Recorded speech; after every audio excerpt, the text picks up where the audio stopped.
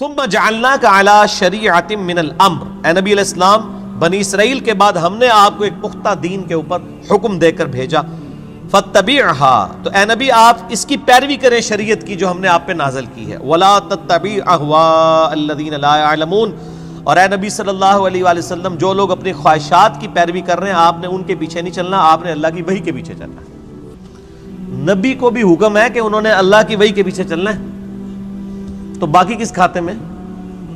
قرآن میں 3 دفعہ یہ آیت آئی ہے،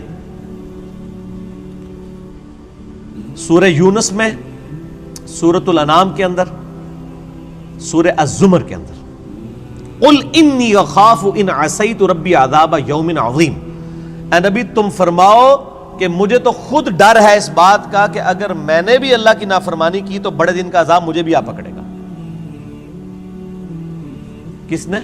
نبی صلی اللہ علیہ وسلم۔ یہ باتیں اس لیے کہلوائی گئی، حالانکہ نبی علیہ السلام تو اللہ کے محبوب ہیں، صرف اس لیے کہلوائی گئی کہ تاکہ بعد میں کوئی بندہ تکبر کے ساتھ معاملات کو کلیم نہ کرنا شروع کر دے کہ جی یہ بزرگوں تو نماز کی ضرورت ہی نہیں، اللہ تک پہنچ چکے نا۔ لوگ کہتے ہیں نا، کہتے ہیں جی نماز تو اللہ تک پہنچنے کے لیے چاہیے، تو جو اللہ تک پہنچ چکے ہیں انہوں نمازہ معاف نہ۔ یہ اس لیے یہ باتیں بتائی گئی تاکہ کوئی تکبر کا جملہ نہ بولے، ڈرتا رہے۔ میں نے کئی دفعہ عرض کیا کہ آپ دیکھیں شیخ عبد القادر جیلانی رحمہ اللہ کی طرف کتنا بڑا جھوٹ منسوب کیا گیا، وہ قصیدہ غوثیہ ایک، جس کے اندر لکھا ہے تمام اولیاء کی گردن پہ میرا پاؤں ہے۔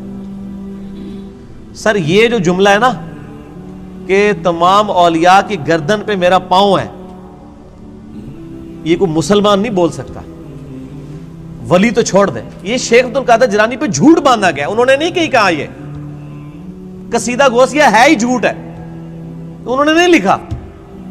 اللہ کا نیک بندہ تو ہر وقت ڈرتا رہتا ہے، وہ یہ فرعونی الفاظ یہ تو فرعون بولے گا کہ میرا لوگوں کے گردن پہ پاؤں ہے۔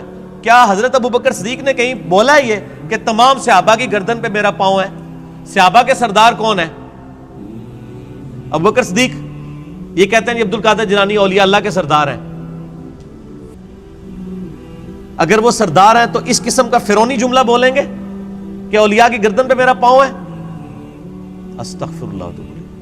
یہ جملہ بولتے ہی بندہ اپنے ایمان کی فکر کرے، یہ سب کا سب فراڈ ہے، یہ ہے ہی جھوٹ ہے، انہوں نے نہیں بولا۔ انہوں نے جو کچھ بولا ہے وہ میں آپ کو بتاتا ہوں۔ ان کو کسی نے آ کے بتایا کہ عبد القادر عید کا چاند نظر آ گیا، انہوں نے کہا میری عید تو اس دن ہوگی جس دن میں اپنا ایمان بچا کے قبر میں اتر جاؤں۔ سر جو اللہ کا ولی ہوتا ہے اس کو اپنی فکر لگی رہتی ہے، وہ اتنا اکڑ خون نہیں ہوتا کہ لوگوں کو کہتا پھرتا ہے، یہ سب جھوٹ ہے۔ اور جو انسان اپنا پیشاب نہیں روک سکتا کوئی جملہ بول سکتا ہے کہ تمام اولیاء کی گردن میں میرا پاؤں ہے؟ دنیا کا کوئی ولی، کوئی بزرگ اپنا پیشاب روک سکتا ہے؟ Not at all. اگر کوئی ہے تو آئیں، لائیں، ہمارے سامنے پیش کریں، پیشاب روک کے بتائے کچھ۔ انسان تو اتنا کسپرسی کے حالت میں، اسی لیے دیکھیں کہ آپ لوگ جب بیمار ہوتے ہیں آپ کو اٹھا کے ان کے پاس لے جاتے ہیں، اور یہ لوگ بیمار ہوتے ہیں تو یہ شفا انٹرنیشنل میں علاج کرا رہے ہوتے ہیں۔ آپ کے جب پیر صاحب بیمار ہوتے ہیں ان کو اسپتال نہ لے کے جایا کرو، ان کو بھی پھر کسی مزار پہ ہی لے جایا کرو نا، نہیں لے کے جاتے۔ یہ آپ کو انہوں نے چکر چلائے ہوئے سارے، ان کو پتہ ہے کچھ نہیں ہونا۔ میں تو جتنے بڑے بڑے ادھر دیکھتا ہوں نا، سب کے آپریشن ہاسپٹلس میں ہو رہے ہوتے ہیں، اور عام ہاسپٹل میں نہیں، آغا خان ہاسپٹل میں، شفا انٹرنیشنل میں، جدھر ہم لوگ تو ایک دن کی فیس نہیں دے سکتے۔ تو سر یہ تو بزرگ ہیں نا، یہ کیوں اسپتالوں میں علاج کراتے ہیں؟ یہ تو لوگوں کو پھوکے مار کے صحیح کر رہے ہوتے ہیں، اپنے آپ کو بھی ٹھیک کریں۔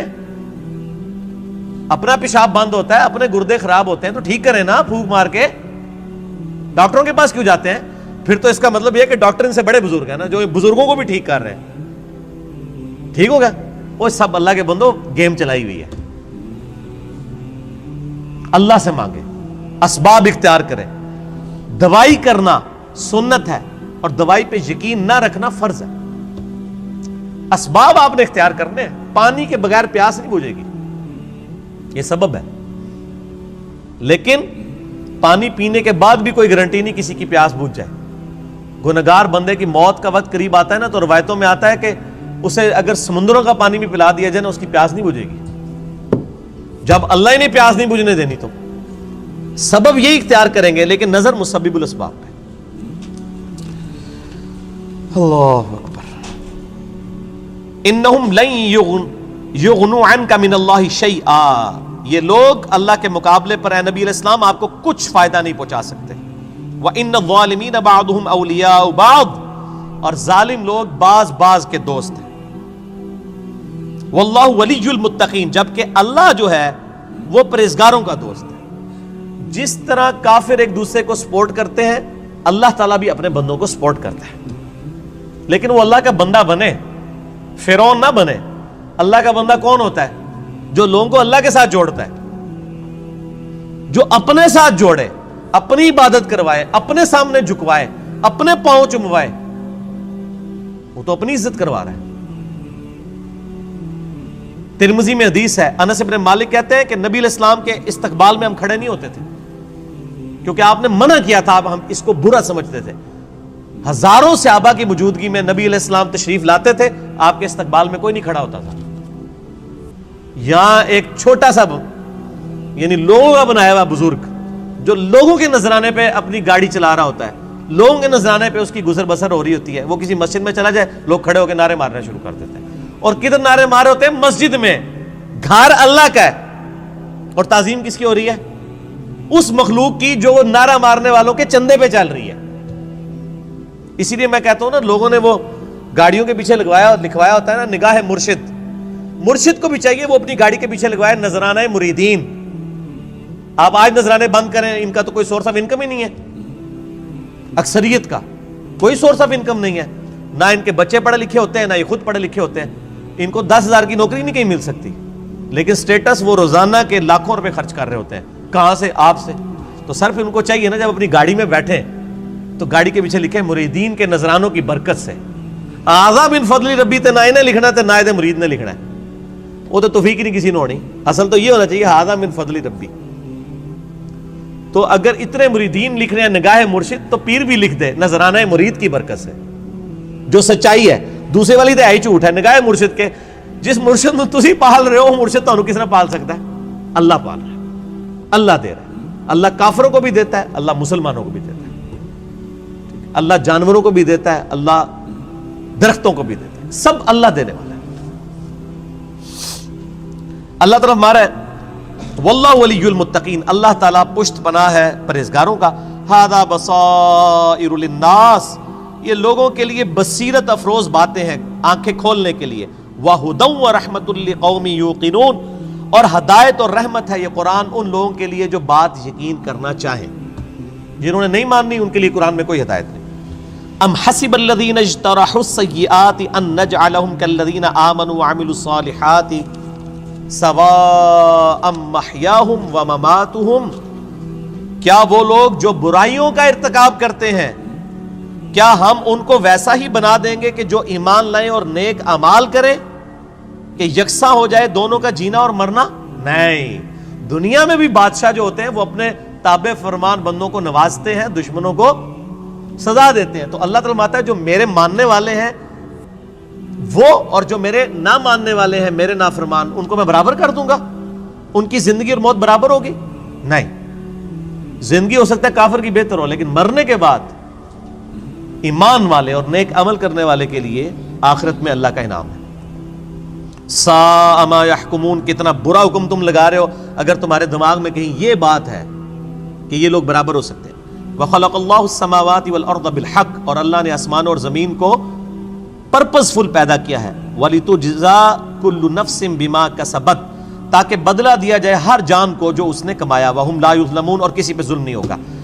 یہ اللہ نے ایک لائن کے اندر مقصد بیان فرما دیا ہے کہ زمین و آسمان کی پیدائش کا مقصد یہ ہے کہ اللہ تعالیٰ آزمائے گا کون نیک عمال کرتا ہے، اس کے بعد اللہ تعالیٰ نیک عمال والے کو اس کے عمال کا بدلہ دے گا، برے عمال والے کو اس کے عمال کا بدلہ دے گا. اب بڑی سخت آیت آ رہی ہے قرآن حکیم کی، اس ایک آیت پہ گھنٹوں بولا جا سکتا ہے. افرائیت من اتخذ الہہ ہوا، اے نبی صلی اللہ علیہ وآلہ وسلم بھلا تم نے اس شخص کو دیکھا جس نے اپنی خواہش نفس کو اپنا خدا بنا لیا.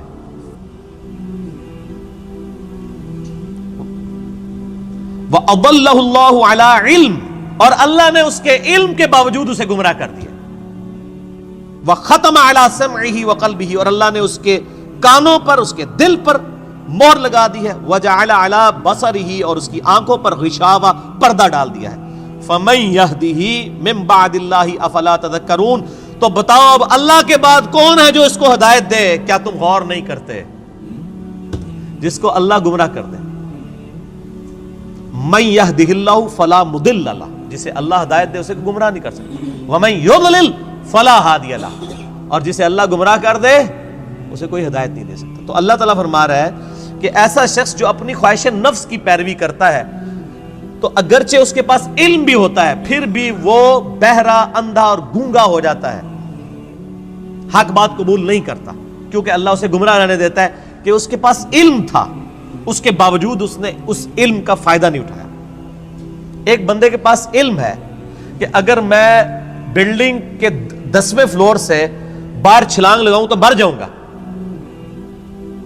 یہ پتا ہے ایک بندے کو، وہ پھر بھی چھلانگ لگا دیتا ہے، تو پھر کیا ہوگا؟ مر جائے گا۔ یہی حال اس شخص کا ہے کہ جس کو قرآن و سنت کا علم دیا گیا لیکن اس پہ عمل نہیں وہ کر رہا، اسے ہم کہتے ہیں قرآن میں لکھا ہے ایاک نعبد و ایاک نستعین، صرف اللہ ہی کو پکار، وہ کہتا ہے نہیں، میرے بابے کہتے ہیں بابوں کو پکارو۔ اب علم تھا اس کے پاس، گمراہ ہو گیا، اللہ کی بات نہیں مانی۔ ایک بندے کو بتایا بھی بخاری مسلم میں نماز کا طریقہ رکوع میں جاتے وقت اور رکوع سے اٹھتے وقت رفع الیدین کے ساتھ لکھا ہے، نہیں مانا۔ ایک بندے کو بتایا کہ تم ہر مہینے 11ویں دیتے ہو، جبکہ 11ویں والے پیر کی جو اپنی کتاب ہے غنیت الطالبین، اس میں نماز کا طریقہ وہی لکھا ہے جو بخاری مسلم میں لکھا ہوا ہے، وہ کہتا ہے میں نے رفع الیدین نہیں کرنا۔ تو ضد کا تو کوئی علاج نہیں ہے۔ یہ وہ لوگ ہوتے ہیں جو علم کے باوجود گمراہ ہو جاتے ہیں۔ علم ہے، اسی لیے ہم اکثر وہ لوگ کہتے ہیں وہ ایڈے بڑے وہ مولویوں کو نہیں پتہ لگا، وہ پاگل نے، تو ہمیں پتہ سمجھ آ گیا۔ تو ان کو بتائیں، آپ جن علماء کہہ رہے ہیں اتنے بڑے بڑے، آپ کے مخالف اپنے علماء کو اتنے بڑے بڑے کہتے ہیں اور آپ کے علماء کو جاہل کہتے ہیں۔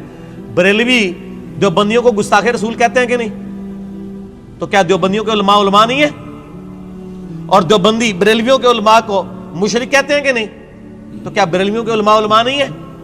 سنی شیعہ کے علماء کو، شیعہ سنیوں کے علماء کو، اہل حدیث ان کو، یہ سارے اہل حدیث کو گمراہ کہتے ہیں کہ نہیں؟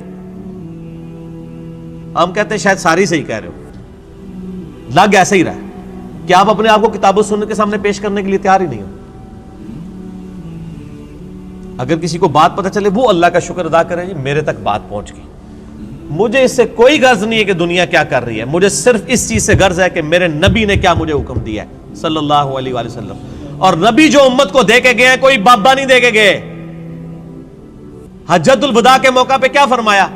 میں اپنے بعد تم میں 2 چیزیں چھوڑ کے جا رہا ہوں، کیا 2 بابے، 2 مولوی، 2 شیخ القرآن، 2 بزرگ، 2 صوفی؟ نہیں، کہا اللہ کی کتاب، اس کے نبی کی سنت، اس کو پکڑو گے ہدایت پہ رہو گے، اس کو چھوڑ دو گے گمراہ ہو جاؤ گے۔ تو دین تو یہ ہے۔ ایک بندہ آپ کو قرآن سکھا تو رہا ہے لیکن خود قرآن پہ عمل نہیں کر رہا، تو اس کا قرآن کا سکھانا کیا ہے؟ میں آپ کو کلمہ پڑھا کے مسلمان کر دوں، جب آپ مسلمان ہو اور میں آپ کو بتاؤں کہ یہ اللہ کی کتاب ہے، آپ کتاب کھول کے مجھے کہیں گے آپ نے مجھے مسلمان تو کیا ہے لیکن اس کتاب میں جو کچھ لکھا آپ تو اس پہ عمل ہی نہیں کر رہے، تو آپ اس کو کیا یہ کہیں گے کہ میں تمہیں کلمہ پڑھایا اس واسطے میں جو کہوں گا وہی صحیح ہے، یہ کہیں گے یا قرآن کو مانیں گے؟ کلمہ پڑھانا تو اپنی جگہ ہے، بخاری مسلم حدیث ہے اللہ تعالیٰ فاسق سے، بدکار شخص سے بھی دین کا کام لے سکتا ہے۔ اگر کسی نے کسی کو کلمہ پڑھایا یہ اس کی بزرگی کی دلیل نہیں ہے۔ اگر کوئی کہتا ہے آج ڈاکٹر ذاکر نائک نے ہزاروں لوگوں کو کلمہ پڑھایا ہے، بریلوی دیوبندی اس کو بزرگ کیوں نہیں مان لیتے؟ پھر تسی بھی جھوٹ مارنے بند کر دو، 90 لاکھ نو کلمہ پڑھایا ہے، ادو تو 90 لاکھ بادی کوئی نہیں سی۔ اگر آپ نے کلمہ پڑھانے کو کسی کی بزرگی ماننا ہے تو ڈاکٹر ذاکر نائک نے ہزاروں لوگوں کو کلمہ پڑھایا ہے نا، تو کیا بریلوی دیوبندی اور شیعہ مان لیں گے اسے بزرگ؟ تو سر بریلوی دیوبندی اگر اپنے بابوں کو کہتے ہیں اتنوں کو کلمہ پڑھایا تھے، تسی بھی اپنے بوجھے چ رکھو، پھر وہ کہنے کے نہیں جی کلمہ پڑھانے والا کیا ہوتا ہے تے وہ بد عقیدہ ہے نا، تو سر تسی بھی تواڈے کلمہ پڑھانے والا کیا ہوتا ہے، تواڈے بھی اگر بد عقیدہ نے تو کوئی فرق نہیں پڑتا۔ فرق کس سے پڑتا ہے؟ قرآن و سنت سے۔ اللہ کے نبی کے قدموں تک پہنچو، کسی بابے کے قدموں تک نہیں۔ اس لیے فرمایا تم میں 2 چیزیں چھوڑ کے جا رہا ہوں، اللہ کی کتاب، اس کے نبی کی سنت، قیامت تک کے لیے 2 چیزیں، جو اس پہ عمل کرے گا ہمارے سر کا تاج ہے، اور جو عمل نہیں کرتا گستاخ رسول ہے۔ اصل میں گستاخ وہ ہے۔ ٹھیک ہو گیا جی، آگے چلیں۔ اللہ تعالیٰ فرماتا ہے وَقَالُوا مَا هِيَ إِلَّا حَيَاتُنَا الدُّنْيَا، اور یہ لوگ تو کافر کہتے ہیں کہ بس دنیا کی زندگی ہے، نموت وَنَحْيَا، ہم اسی میں مرتے ہیں اور جیتے ہیں، وَمَا يُهْلِكُنَا إِلَّا الدَّهْرُ، اور ہمیں جو ہلاک کرتا ہے نا وہ زمانے کی گردش کرتی ہے، یعنی جب ٹائم پورا ہوتا ہے تو ہم مر جاتے ہیں۔ کوئی یہ زندگی موت کا نظام کسی خدا نے کنٹرول نہیں کیا ہوا، نہ قیامت قائم ہونی ہے، نعوذ باللہ۔ وَمَا لَهُم بِذَلِكَ مِنْ عِلْمٍ، حالانکہ ان کے پاس علم کی رتی بھی نہیں ہے۔ اگر ان کے پاس علم ہوتا تو ان کو پتا چلتا یہ نظام کسی کے بنانے سے بنایا گیا ہے۔ اِنْهُمْ إِلَّا يَظُنُّونَ، بس یہ اٹکل پچو چلا رہے ہیں۔ وَإِذَا تُتْلَىٰ عَلَيْهِمْ آيَاتُنَا، جب ان پہ ہماری آیات پڑھی جاتی ہیں، بینات، روشن آیات، مَا كَانَ حُجَّتُهُمْ، تو یہ کوئی اور حجت نہیں کرتے سوائے ایک حجت کے، إِلَّا أَنْ قَالُوا ائْتُوا بِآبَائِنَا إِن كُنتُمْ صَادِقِينَ، یہ کہتے ہیں اگر تم سچے ہو تو ہمارے مرے ہوئے باپ دادا کو زندہ کر کے لے آؤ۔ ہمارے باپ دادا قبروں سے نکل کے یہ بات ہمیں کہیں کہ نبی اللہ کا نبی ہے، تب مانیں گے، قرآن کو ہم نے نہیں ماننا۔ یہ کافروں کی دلیل تھی، اور یہ ساری کافروں والی روش آج بھی جاری ہے۔ ہم کسی کو بتاتے ہیں نا قرآن میں یہ لکھا ہوا ہے، وہ کہتے ہیں یہ جو قبر میں چلا گیا نا یہ تو کچھ اور بتا کے گیا۔ تو یہ نکل کے اگر ہمیں کہے، دیکھ لو کافر بھی یہی کہہ رہے ہیں تے پائی اور نہ سی انہوں نے قبرہ تو باہر کاٹ سکنے ہیں، اسی تو ہی دسنا ہے جو اللہ نبی دس کے گئے نے قرآن پاک، اور قیامت تک کے لیے محفوظ صرف اللہ کی کتاب ہے، کسی بزرگ کی تعلیمات بھی محفوظ نہیں ہے۔ اتنے جھوٹ بزرگوں کے اوپر باندھے گئے ہیں، اسی لیے قرآن پاک میں کئی جگہ ہے کہ بزرگ قیامت والے دن خود اپنے ماننے والوں کے دشمن ہو جائیں گے۔ 2.25 ارب عیسائی کہہ رہے ہیں حضرت عیسیٰ اللہ کے بیٹے ہیں، تو حضرت عیسیٰ ان لوگوں کے دشمن بنیں گے کہ نہیں؟ کیونکہ حضرت عیسیٰ کی تو یہ تعلیمات نہیں ہے۔ شیخ عبد القادر جیلانی کی کہیں یہ تعلیمات نہیں کہ آپ کو المدد یا غوث اعظم دستگیر شیئن للہ،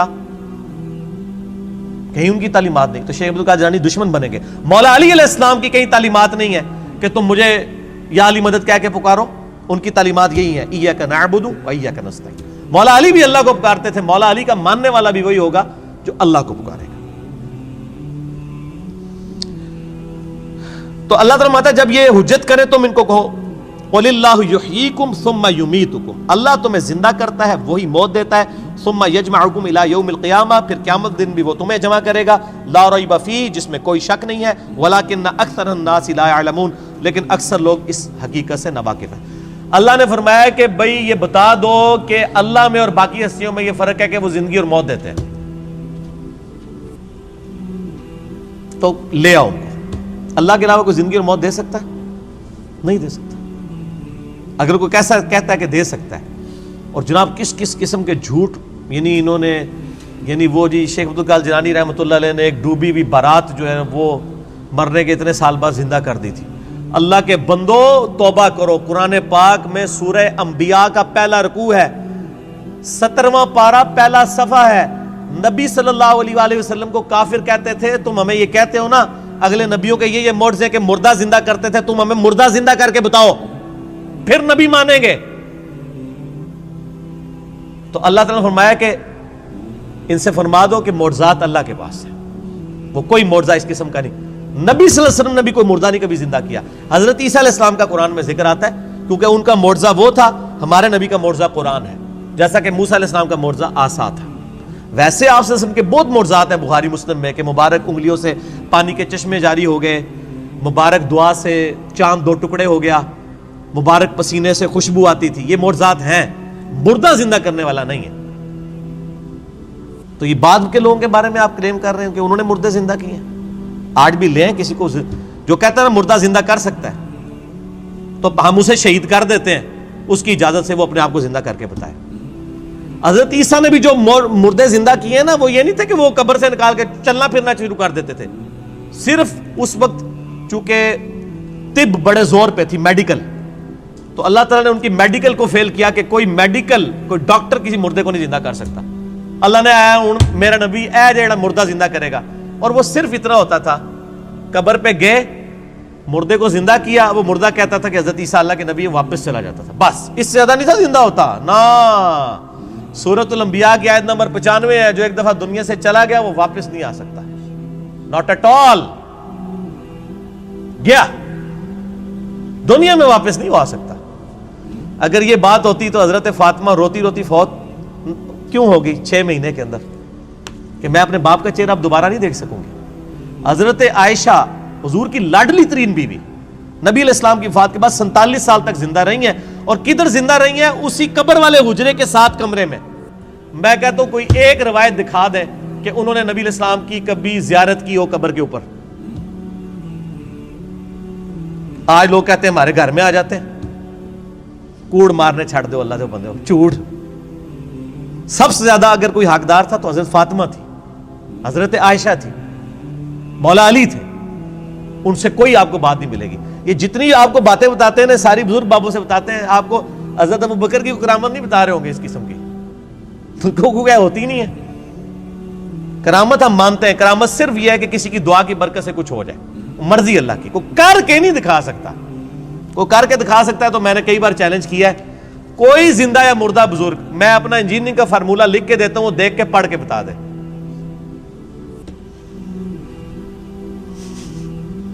وہ جن کو چیلنج دے رہے ہوتے ہیں وہ کہتے ہیں نہیں یار نہیں پڑھ سکتے ہو. اللہ تو پڑھ سکتا ہے نا, میں اگر کوئی فارمولہ لکھوں اللہ تو پڑھ سکتا ہے نا. اگر آپ مانتے ہیں کہ اللہ ان کو پڑھاتا ہے, اللہ ان کو سب کچھ اللہ دیتا ہے, تو پڑھن نہ پھر. اور میں تو اس سے بڑی بات کرتا ہوں, ان کی آپ نمازیں سنیں, یہ نماز بھی صحیح نہیں پڑھتے ہوتے.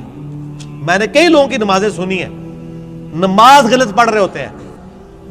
ایو النبیوں کو میں نے بتایا نا, ادھر ایک بہت بڑے پیر صاحب تھے جیل میں نام نہیں لیتا. ایک دن میں نے ان کی نماز سنی, ہم وہ بھی شغل ملے میں بیٹھ گئے نماز سنانے کے لیے. نماز میں پڑھ رہے السلام علیکہ ایھا النبیو. مرید ہزاروں ہیں جن کو انہوں نے جنت میں لے کے جانا ہے, نماز ایھا النبیو 25-30 بندوں کی موجودگی میں.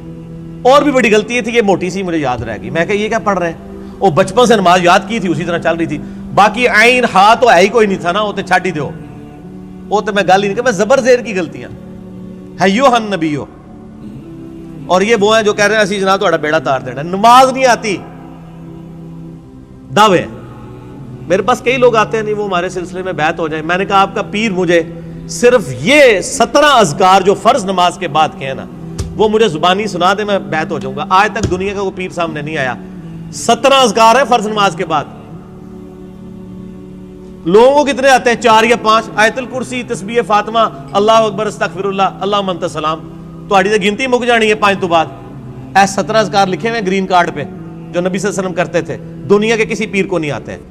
وہ 24 اذکار بلو کارڈ پہ لکھے ہوئے ہیں جو صبح و شام کے اذکار ہیں نبی علیہ السلام کے. کتنی کتنی مشکل دعائیں ہیں بخاری مسلم میں, کسی پیر کو نہیں آتی ہیں. میں اس سے بڑا چیلنج کہتا ہوں یہ دیکھ کے پڑھ کے بتا دیں. یہ اتنی مشکل عربی ہے کہ جس نے پہلی دفعہ پڑھی ہو وہ اس کو ایک دفعہ پڑھ کے صحیح پڑھ ہی نہیں سکتا. ابھی تک تو سارے فیل ہوئے ہیں. تو پھر یہ کہنا کہ ہم لوگوں کو نبی علیہ السلام تک پہنچاتے ہو, تسی آپ تک پہنچے کوئی نہیں ہوئے اللہ دے بندے ہو. نبی علیہ السلام تک وہ پہنچا ہوا ہے جو نبی علیہ السلام کے طریقے پہ ہے, جو آپ نے فرمایا ہے, جو آپ نے وظیفے بتائے ہیں. باقی تو آپ کے خود ساختہ چیزیں ہیں, وہ جس طرح ہندوؤں کے ماننے والے اپنے کو کرتے ہیں, آپ کے ماننے والے آپ کو سکھا رہے ہیں. نبی علیہ السلام کے ساتھ کوئی تعلق نہیں ہے. نبی صلی اللہ علیہ وسلم جو کچھ دے کے گئے وہ یہ موجود ہے اس میں, وہ اس قرآن کے اندر ہے. باقی سب کچھ آپ کے بابوں نے آپ کو دیا ہے, اس کا دین سے کوئی تعلق نہیں. ٹھیک ہو گیا جی. اور ویسے بابوں کے اوپر کوئی ناراض بھی نہیں ہونا چاہیے, کیونکہ سارے ایک دوسرے کے بابوں کو نہیں مانتے. جب سارے ایک دوسرے کو نہیں مان رہے ہیں تو ہم کہہ رہے ہیں سارے ٹھیک کہہ رہے ہو, کسی کے بھی نہ مانو, ایک بندے کو اپنا امام بناؤ. امام اعظم محمد رسول اللہ صلی اللہ علیہ وآلہ وسلم صلاۃ تسلیما کثیرا کثیرا. ٹھیک ہو گیا.